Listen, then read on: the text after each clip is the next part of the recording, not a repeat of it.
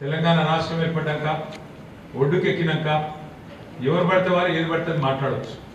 కానీ 25 ఏళ్ల కిందట ఏప్రిల్ 27, 2001 ఒక 47-48 ఏళ్ళున్న ఒక బక్కపల్సన్ మనిషి, కులబలం లేదు, ధనబలం లేదు, మీడియా పవర్ లేదు, మజిల్ పవర్ లేదు.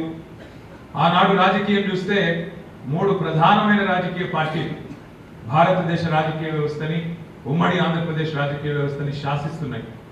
కేంద్రంలో బీజేపీ ఆధ్వర్యంలో ఎన్డీఏ ప్రభుత్వం, ఆంధ్రప్రదేశ్ రాష్ట్రంలో చంద్రబాబు నాయుడు గారి ఆధ్వర్యంలో తెలుగుదేశం ప్రభుత్వం, మరొక వైపు 100 సంవత్సరాల పైన చరిత్ర ఉన్న Congress party, doctor YS Rajasekhara Reddy గారి నాయకత్వంలో కాంగ్రెస్ పార్టీ. ఇది ఆ రోజు పరిస్థితి. ప్రజల్లో నమ్మకం లేదు. అసలు తెలంగాణ అంటేనే వాడుకుంటారు, వదిలేస్తారు రాజకీయ నాయకులు. ఒడ్డుకెక్కినాక మర్చిపోతారు, వాళ్ళ పదవుల కోసం మాత్రమే మాట్లాడతారు తప్ప తెలంగాణ నిజంగా కావాలన్న ఆలోచన రాజకీయ నాయకులకు లేదు అని ఒక నమ్మకం లేని పరిస్థితి. అట్లాగే అంతకుముందు దెబ్బలు తినున్న పరిస్థితి.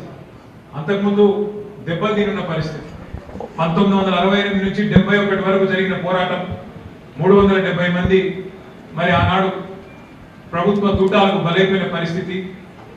అప్పుడు కూడా తెలంగాణ రాలేదు కదా. 370 మంది చచ్చిపోతే 11 మంది పార్లమెంట్ సభ్యులు గెలిస్తే కూడా తెలంగాణ ప్రజాసమితి బ్యానర్ మీద అప్పుడు కూడా తెలంగాణ రాలే కదా. మరి ఇప్పుడు ఎట్లా వస్తుంది, ఇప్పుడు ఎట్లా సాధ్యమవుతుంది అనే ఒక పరిస్థితి. అదొక సినిమా పాట ఉంటుంది. కేసీఆర్ గారు పార్టీ పెట్టినాడు. పరిస్థితి ఏంటంటే ఒక సినిమా పాట ఉంటుంది. గాలి వానలో, వాన నీటిలో పడవ ప్రయాణం, గమ్యం ఎక్కడో తీరం ఎక్కడో తెలియదు పాపం. ఇది ఆ రోజు పరిస్థితి. అంటే ఒక చీకట్లో చిరుదీపం వెలిగించినట్టు ఒక చిన్న ప్రయత్నం, కానీ నమ్మకం లేదు ఎవరికి. ఎట్లయితుంది, అవుతుందా? 25 ఏళ్ళ కిందట ముచ్చట నేను చెప్పేది. పేరు చెప్పను కానీ ఒక పెద్ద మనిషి, కరీంనగర్ జిల్లాని, ఆనాడు ఉమ్మడి కరీంనగర్ జిల్లా.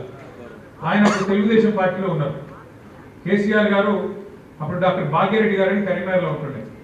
భాగ్యరెడ్డి గారికి చెప్పిండు, మా ఫలానా పెద్ద మనిషిని తీసుకురా, మన పార్టీలో చేరితే బాగుంటుంది, ఆయన వల్ల లాభం అవుతుంది అని చెప్తే ఆ పెద్ద మనిషి దగ్గరికి భాగ్యరెడ్డి గారు పోయి మిమ్మల్ని సార్ రమ్మన్నారు, మీరు వస్తే బాగుంటుంది అని పిలిస్తే ఆ పెద్ద మనిషి అన్న మాట ఏంటంటే, కేసీఆర్ గారు మరి పార్టీ నడిపేంత శక్తి ఉందా ఆయనకు, మరి అంత ధైర్యం ఉన్నదా, మరి ఇవాళ రాజకీయాల్లో 4 పైసలు ఉంటే పని అయితే పైసలు ఉన్నాయా అని అడిగిండు ఆయన పెద్ద మనిషి. ఒక పని చేయని వచ్చి కలువు కేసీఆర్ గారిని, కలిసినాక నువ్వు నిర్ణయం తీసుకో అని చెప్పాను. ఎందుకు చెప్తా ఉన్నా ఈ మాట అంటే ఒక విశ్వాసం లేని, నమ్మకం లేదు.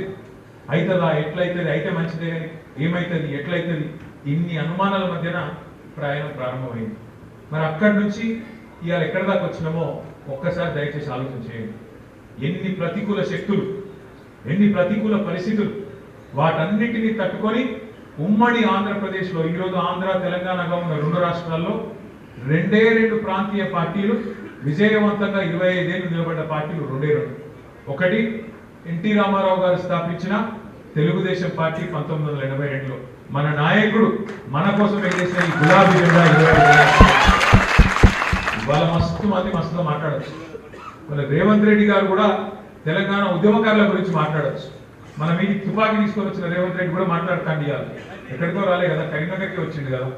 ఆయన కూడా ఇవాళ తెలంగాణను ఆయనే సాధించినట్టు, ఆయనే పుట్టించినట్టు ఆయన కూడా మాట్లాడతాడు. మస్తు మంది మాట్లాడచ్చు. అంటారు చూడు నువ్వు డైలాగ్, సమయం టైం ఎట్లుంటుంది అంటే అప్పుడప్పుడు టైం బాగాలేకపోతే వానపాము కూడా నాగుపాము లెక్క బుసలు కొడుతుంది. అట్లున్నది ఇవాళ పరిస్థితి. మనం తెలంగాణ తెచ్చి కష్టపడ్డది మీరు, కేసీఆర్ గారి నాయకత్వంలో పోరాటం చేసింది మీరు, కష్టించి చివరికి తెలంగాణ తెచ్చింది మీరు. కానీ ఆ వచ్చిన తెలంగాణ ఇవాళ మనం పాట పాడుకునే పరిస్థితి వచ్చింది. ఎవరి పాలైందిరా తెలంగాణ అని చెప్పి ఇలా పాట పాడుకునే దుస్థితి వచ్చిన మాట వాస్తవం. కానీ బాధ ఏం లేదు, బాధ ఏమీ లేదు. ఎందుకంటే ప్రజలకు కూడా కొన్ని విషయాలు, ఎందుకంటే అప్పుడప్పుడు కొన్ని జరుగుతాయి, నిర్ణయాలు అక్కడ జరుగుతాయి, ఆ క్షణంలో కొన్ని జరుగుతుంటాయి. కానీ ఎప్పుడు తెలుస్తుందంటే అమ్మ విలువ కానీ అన్నం విలువ కానీ ఉన్నప్పుడు తెలియదు, లేనప్పుడే తెలుస్తుంది. ఇవాళ అదే పరిస్థితుల్లో తెలంగాణలో